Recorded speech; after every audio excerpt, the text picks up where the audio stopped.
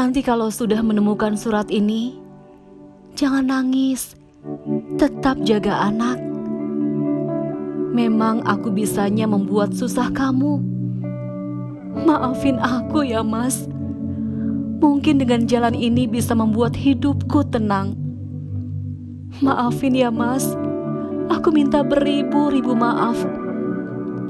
Aku mati meninggalkan aib bagi keluarga ini. Mungkin sudah jalan hidupku. Di buku hitam kecil itu, ada semua data orang yang aku hutangi. Sampaikan permohonan maafku kepada mereka. Kalau bisa, hutangku dibayar pelan-pelan. Sekali lagi aku minta maaf. Aku sudah tidak kuat. Aku sudah tidak kuat lagi. Ini sudah jalanku. Sebuah pesan terakhir dari seorang istri, seorang ibu di Wonogiri terhadap suaminya dan seorang ayah dari dua anak. Nah, kita juga tahu bahwa Mbak Yunia adalah juga seorang ibu ya. Jadi pada saat itu tadi Mbak Yunia katakan sempat ada di titik tergelap ya, Betul. bahwa ingin mengakhiri hidup. Iya. Sempat ada sampai kepikiran seperti itu nggak? Kalau saya ingin tanya saja. Ada. Saya sudah sampai terpikir ke arah situ, bahkan saya udah meninggalkan pesan ya secara langsung untuk anak saya. Jadi hampir setiap malam itu saya tuh sulit sekali tidur gitu kan. Saya selalu dibayang-bayangnya besok pagi apalagi ya yang terjadi. Besok saya kayak gimana ya gitu. Di satu malam saya ngebangunin anak saya. Anak saya usianya masih 7 tahun. Saya bangunin dia. Dia tanya, "Kenapa, Ma?" Biasanya saya kalau bangunin dia karena saya ngerasa sakit dari sakit saya ya. "Kenapa? Mama sakit?" "Enggak, Mama cuma mau ngomong." "Kenapa?" "Satu hari ketika Mama nggak ada buat kamu baik-baik ya?" "Mama titip eyang. Mama nggak bisa ada sama-sama lagi untuk kalian." Sampai di titik itu. Anak bingung pasti dan bertanya. Ya, dia sama sekali nggak nanya, dia cuma meluk saya aja sih. Sambil nangis. Dia mungkin juga bingung kenapa dan karena apa ya. Itu aja sih. Tapi bisa kemudian mengurungkan niat itu? Saya mengurungkan niat itu karena saya ngelihat anak dan ibu saya itu buat saya apa jadinya mereka tanpa saya gitu kan. Terus kayak ya saya harus fight nih, saya harus melanjutkan hidup gitu kan. Mereka itu nggak pernah saya lihat, saya nggak pernah kenal mereka, kenapa harus saya takut gitu kan. Toh saya juga sudah menjalani kewajiban saya meskipun tidak sepenuhnya, tapi saya sudah berusaha gitu kan. Karena jeratan mereka kan luar biasa. Dan saya menganggap sebenarnya saya sudah melunasi apa yang saya pakai, hanya ya karena bunga mereka tinggi sekali kan. Jadi ya udah saya coba untuk ya udah saya harus kuat. Dan sampai sekarang apakah Mbak Yunia merasa sudah menyelesaikan semuanya? Masih ada yang belum terselesaikan, tapi saya menganggap semua udah selesai. Karena itu bukan kewajiban. Ya betul. Karena itu bunga di luar persetujuan. Ya betul. Atau hal-hal yang dilakukan secara pihak begitu ya. Ya saya merasa itu jebakan yang mereka ciptakan. Oke, satu lagi, itu kan pinjaman online yang aplikasinya ilegal ya, mohon maaf. Ya. Pinjolnya ilegal, Ya, tidak terdaftar betul. di OJK. Ya. Nah, pernah juga dengan yang legal tidak? Pernah. Pernah. Ya. Apa yang terjadi? Pinjol ilegal, Yang legal ya? yang legal itu mereka baik-baik ya. Maksudnya ya karena mereka pun ada di OJK. Betul, terdaftar di OJK ya? Ya Tidak? betul. Tapi semakin kesini saya perhatikan pernah di satu ketika itu saya hanya telat 1 hari ya pembayaran. Itu udah ada ancaman dari mereka mau sebar data. Cuma saya nggak tahu data yang mereka sebar itu apakah ke seluruh kontak atau hanya ke kontak darurat.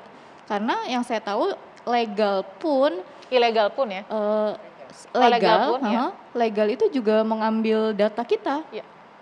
Karena kan sebelum persetujuan itu mereka meminta persetujuan kita untuk akses lokasi, akses kontak, galeri seperti itu. Oke, jadi yang legal pun pernah memberikan seperti ancaman. Iya betul. Kalau tidak dibayar karena sudah telat 1 hari, Iya. saya akan sebar data. Iya betul. Oke, ada yang sampai datang ke rumah Mbak? Sampai saat ini belum. Oke, tapi tiap hari kontak itu secara siber atau digital selalu diganggu ya? Iya, ada. Oke, saya mau ke Mbak Afi langsung. Mbak Afi, ini fenomena gunung es ya. Iya. Kita harus keluarkan ini karena memang ini pasti terjadi di masyarakat banyak. Yang dilihat dari kasus seperti ini seperti apa Mbak Afi? Oke, yang saya lihat memang dari masyarakat sendiri memang sekarang dengan era sosial media ini harus pandai. Karena dengan era sosial media ini juga banyak penipuan-penipuan, baik itu bentuknya investasi maupun pinjol-pinjol. Nah, Iya. mereka biasanya kita yang harus smartnya itu apa? Kita harus tahu bahwa pertama terdaftar nggak di OJK, karena yang Iya. terdaftar hanya 107 pinjol, di luar itu enggak. Yang kedua, biasanya memang nggak semudah itu gitu, karena kalau kemudahan nggak pernah ditanya gajinya berapa, nggak pernah ditanya NPWP, itu pasti ilegal gitu. Karena kalau yang legal tuh pasti dia akan tanya NPWP-nya, kemudian gajinya berapa, karena kan dia tidak tahu kemampuan dari orang ini berapa, sehingga kalau dipinjemin harusnya kan dilihat kemampuan bayarnya gitu. Betul. Jadi kalau nggak pernah ditanya tentang kemampuan bayarnya itu hati-hati ya. Terus kemudian ada perjanjian yang harus ditandatanganin. Jadi kalau nggak ada perjanjian itu juga harus hati-hati. Jadi bisa kayak tadi itu. Jadi janjinya di situ tulisannya apa, tiba-tiba jadi berbeda. Karena Oke. kita tidak pernah menandatangani sesuatu. Gitu. Melanggar hukum kah ketika tadi ada satu tautan ya, klik cepat ya tadi ya? Betul. Satu klik pengajuan, satu Langsung kali klik masuk ke rekening masuk kan? uang Iya. di luar Nah, permintaan itu seperti Nah apa itu Mbak? juga biasanya rekeningnya nggak nama PT, bisa nama pribadi. Nah tahu nggak namanya? Nah biasanya namanya pribadi, jarang berbentuk PT. Karena kalau berbentuk PT kan juga takut gitu. Iya. Nah biasanya itu adalah uang perseorangan yang dimasukkan langsung ke rekeningnya Mbak. Tapi atas gitu. nama koperasi Atas tadi nama ya? koperasi, tapi Iya. rekeningnya pasti pribadi kan? Nggak atas nama koperasi. Rekeningnya itu ada salah satu PT. Ada yang Dia yang koperasi ada juga PT-nya, ya. iya. Ada yang koperasi, ada yang pribadi gitu ya. Nah, jadi itu juga paling tidak yang kita resmi itu yang harus kita tahu. Karena saya udah coba buka aja Google, yang resmi mana tuh langsung keluar. Bahkan ada nomor websitenya, Iya. ada nama perusahaannya yang terdaftar di OJK ya. Oke. Gitu. Jadi sekarang sudah mudah sekali. Nah, jadi era sosial media ini yang membuat orang jadinya akhirnya gampang tertipu karena banyak sekali penawaran-penawarannya. Oke. Nah yang kedua memang kan masyarakatnya beda-beda. Ada yang hedonis yang tadi Mbak bilang ya. Hedonis itu artinya gini, dia butuh pinjaman dengan ilegal tapi Ya. hanya untuk bersenang-senang. Nah kalau Mbak ini yang kebetulan yang kepepet karena dalam kondisi sakit Iya, ya. Nah betul. kalau kondisi sakit sebenarnya kan ada BPJS Kesehatan. Nah BPJS Kesehatan itu beda-beda. Ada Iya. yang dibayarin corporate, Iya. ada yang dibayar oleh pemerintah.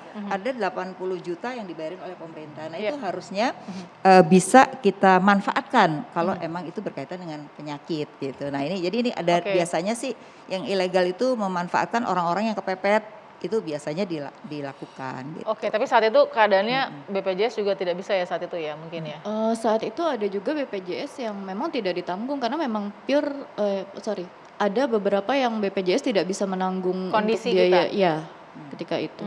Oke, jadi memang keadaannya memang harus Iya. pinjaman online. Ya menurut saya Mbak Afi. memang gini ya, pemerintah daerah tuh sebenarnya kan punya dana juga sebenarnya Betul, ya. betul. Harusnya memang harus ada untuk kalau orang punya masalah yang terkait dengan penyakit nggak bisa BPJS tuh lari Ya. kemana sih mestinya? Betul. Ataukah puskesmas setempat atau apa untuk mendapatkan rekomendasi Itu lah ada gitu. sebenarnya wadahnya. Mbak Nah, Afi. saya rasa ini yang belum disosialisasikan kepada masyarakat. Makanya kebanyakan kalau orang sakit ya udahlah cari pinjaman yang penting saya bisa itu. Itu satu. Iya, iya. Nah, kedua penyebabnya kadang-kadang ada masyarakat yang tidak mau melaporkan, malu dibilang miskin. Betul nggak? Iya, iya. Nah, itu juga banyak, Mbak. Sehingga Iya. mereka memanfaatkan pinjol-pinjol semacam itu. Nah, Oke. ini juga saya rasa macam-macam dalam masyarakat sendiri Oke, gitu. tapi tadi saya concern juga testimoni dari Mbak Yuni ya, selain dari pinjaman yang ilegal, yang legal yang ternyata legal. juga ada Oke. threatening, ada ancaman Nah begitu. gini, kalau legal itu sebenarnya kita bisa laporkan kepada perlindungan konsumen. Karena perlindungan konsumen di OJK itu menerima keluhan-keluhan kita, terutama adalah penyebaran data kita. Itu nggak boleh sebenarnya. Oke, Nah, oke. Terus kemudian juga ada